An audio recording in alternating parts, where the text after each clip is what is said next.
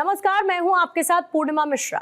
हमारे खास प्रोग्राम क्या कहते हैं नरेंद्र मोदी में आज आपको सुनवाएंगे पीएम मोदी का वो ऐतिहासिक भाषण जो उन्होंने 20 अप्रैल 2024 को महाराष्ट्र के नांदेड़ में दिया।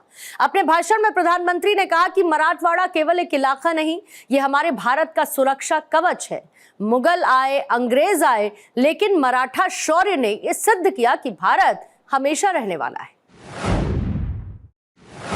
साथियों, कांग्रेस गरीब, दलित, वंचित, मजदूर, किसान के विकास के सामने हमेशा दीवार बनके खड़ी है।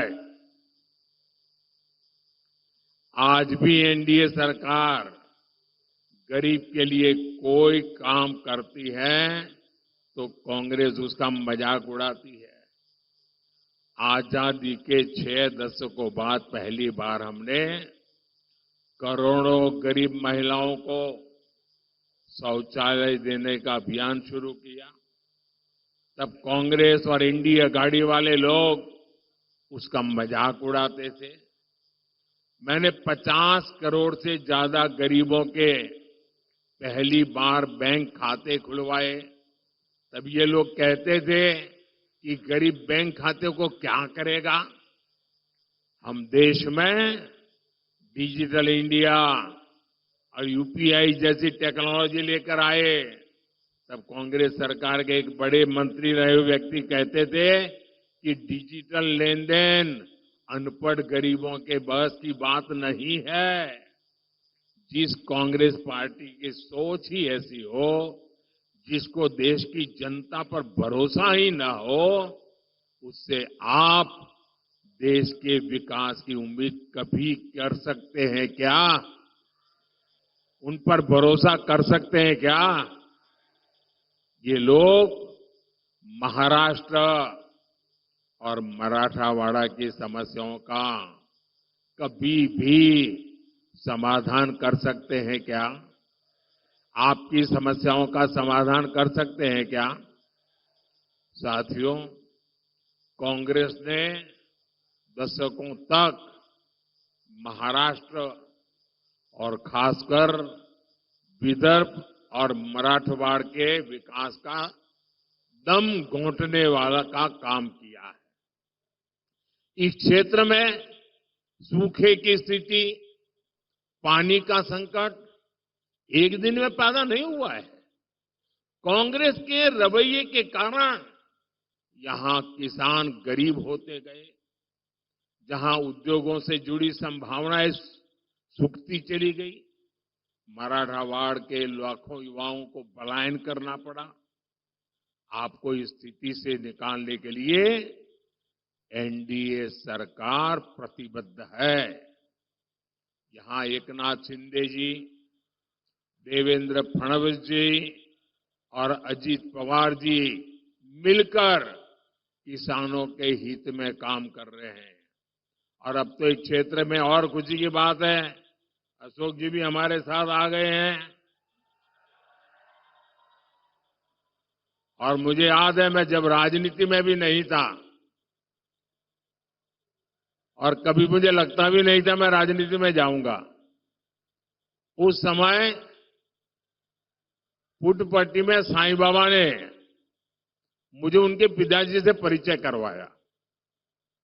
साईं बाबा का मुझ पर बहुत प्रेम रहता था और मैं उनके पिताजी के साथ लंबे वहां समय था तो काफी देर बैठा। इतने उच्च पदों पर रहने के बावजूद भी राजनीतिक जीवन में इतना लंबा सफल कैरियर रहने के बाद मैंने उनकी जो नम्रता, मैं तो बहुत छोटी आयु का था, सामान्य, मेरे राजनीति से कोई लेना देना नहीं था, लेकिन जिस प्रकार से प्यार से उनसे बातें करने का सौभाग्य मुझे मिला, वो मैं कभी भी भूल नहीं सकता हूं। मैं हमेशा उनके व्यवहार में से आज भी कुछ न कुछ सीखने की कोशिश करता हूं। और उनका पूरा परिवार आज हमारे साथ है। हम नांदेड़ के 80% से ज्यादा घरों में नल से जल आने लगा है। सिंचाई की समस्या के समाधान के लिए अपर पैनगंगा प्रोजेक्ट पर काम चल रहा है। यहां के किसानों को इसका बड़ा लाभ मिलेगा। हमारी सरकार ने फसल बीमा योजना के तहत किसानों को प्रीमियम से 5 गुना ज्यादा क्लेम दिलवाया है। किसान सम्मान निधि के तहत अकेले नांदेड़ के किसानों को ही 1300 करोड़ रुपए से ज्यादा मिले हैं। इस क्षेत्र में तो ज्वार, बाजरा बहुत होता है। हमारी सरकार ने इस मोटे अनाज को पूरे देश में एक पहचान दी है। उसके लिए पहचान दी है श्री अन्न। चाहे ज्वार हो, बाजरा हो, वो श्री अन्न के साथ पहचाने जाए। और जब से ये काम शुरू किया है, दुनिया भर में लोगों का ध्यान हमारे श्री अन्न पर गया है, सुपर फूड के रूप में गया है और न्यूट्रिशन की दृष्टि से बहुत बड़ा ताकतवर संदेश गया है। और इसका भी बड़ा लाभ नांदेड़ के किसानों को मिलना तय है। साथियों, कांग्रेस के दिए हर जख्म का इलाज करना ये मोदी की गारंटी है। इस क्षेत्र को शक्तिपीठ एक्सप्रेसवे और समृद्धि महामार्ग जैसे वर्ल्ड क्लास रोड्स मिली है। लातूर की रेल कोच फैक्ट्री का लोकार्पण करने का सौभाग्य मुझे ही मिला था। उड़ान योजना के तहत नांदेड़ एयरपोर्ट को भी फिर से शुरू कर दिया गया है। पीएम आवास योजना के तहत यहां हजारों गरीबों को पक्के घर भी मिले हैं। आयुष्मान योजना के जरिए 3 लाख से ज्यादा लोगों को मुफ्त इलाज की सुविधा मिली है। लेकिन इन 10 वर्षों में जो काम हुआ है वो तो अभी ट्रेलर है।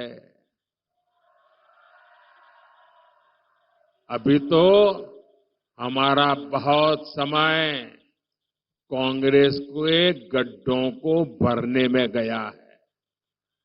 अगले 5 वर्षों में हमें मराठवाड़ और महाराष्ट्र को बहुत आगे लेकर जाना है। साथियों, नांदेड़ की ये धरती सिख गुरुओं के चरणों से पवित्र हुई है।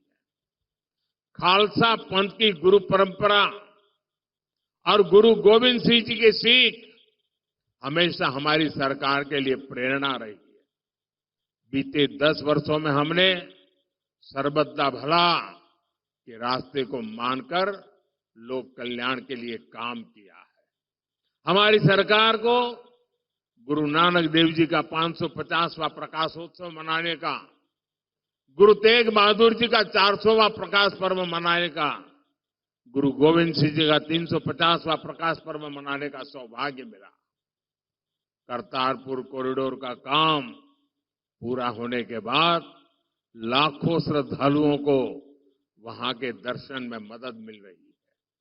लंगर को टैक्स फ्री करने का निर्णय हो या हर मंदिर साहब के लिए एफसीआरए की अनुमति हो, हुजूर साहब और हेमकुंड साहिब के दरबार तक बेहतर इंफ्रास्ट्रक्चर का इंतजाम करना हो, एनडीए सरकार ने सिख परंपरा से जुड़े हर तीर्थ के विकास के लिए पूरी शक्ति और पूरी भक्ति से काम किया है। ये हमारी ही सरकार है जो अफगानिस्तान से वहां जब संकट आया, निर्दोष लोगों की हत्याएं होने लगी, हमारे धर्म स्थानों पर हमले होने लगे, तब अफगानिस्तान से गुरु ग्रंथ साहब के पवित्र स्वरूप को पूरी सुरक्षा और मान मर्यादा के साथ हम अफगानिस्तान से भारत ले आए। ये हमारी ही सरकार है जो बंटवारे के पीड़ितों के लिए सीएए लेकर आई। सीएए ना होता तो हमारे सिख भाई बहनों का क्या हुआ होता, जो अफगानिस्तान से आए हैं उनका क्या गुनाह है। लेकिन कांग्रेस इसका भी विरोध कर रही है। ऐसा लगता है 84 का बदला कांग्रेस सिखों से अब तक ले रही है। साथियों, हमारी सरकार जो कहती है वो करके दिखाती है। मोदी की गारंटी यानी गारंटी पूरे होने की गारंटी। मोदी ने गारंटी दी थी कश्मीर को आर्टिकल 370 से मुक्ति मिलेगी। आर्टिकल 370 आज इतिहास बन चुका है। मोदी ने गारंटी दी थी 3 तलाक खत्म होगा। आज मुस्लिम बहनों को 3 तलाक से मुक्ति मिल चुकी है। मोदी ने गारंटी दी थी देश की अर्थव्यवस्था को गड्ढे से निकालेंगे। आज भारत दुनिया की 5वीं सबसे बड़ी अर्थव्यवस्था है। अब मोदी की गारंटी है भारत दुनिया की 3री सबसे बड़ी अर्थव्यवस्था बनेगा। और आप सब देख रहे हैं आज अयोध्या में रामलला का भव्य मंदिर बनकर तैयार है। लेकिन ये इंडी अघाड़ी वाले क्या कर रहे हैं?